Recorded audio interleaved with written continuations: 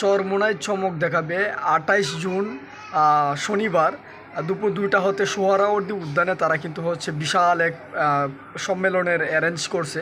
তো সেটার মূল লক্ষ্য মানে প্রয়োজনীয় সংস্কারের জন্য সরকারের কাছে দাবি দেওয়া, এবং সবচেয়ে গুরুত্বপূর্ণ একটা বিষয় যে সেটা পিয়ার পদ্ধতি তথা সংখ্যানুপাতিক হারে নির্বাচনের জন্য দাবি জানানো। অর্থাৎ আপনারা জানেন পীর সাহেব চরমোনাই কিন্তু সর্বপ্রথম অর্থাৎ সংখ্যানুপাতিক হারে পিয়ার পদ্ধতিতে নির্বাচনের জন্য দাবি জানিয়েছেন। তো সেই দাবিটা কিন্তু এখন পর্যন্ত সরকার কিন্তু আমলে নিচ্ছে না।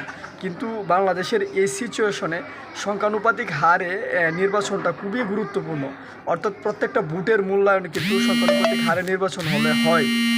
তো সেই জায়গা থেকে এই দাবিটা আদায় করার জন্য, এই দাবিটা যাতে সরকার মেনে নেয়, সেই জন্য কিন্তু কঠিন থেকে কঠিন আন্দোলনে তারা যাবে। তো সেই জায়গা থেকে কিন্তু 28 তারিখ তারা সম্মেলনের অ্যারেঞ্জ করছে। আমি আশা করব বাংলাদেশের সকল মানুষ যাতে এই প্রোগ্রামে উপস্থিত হয় দেশের স্বার্থে।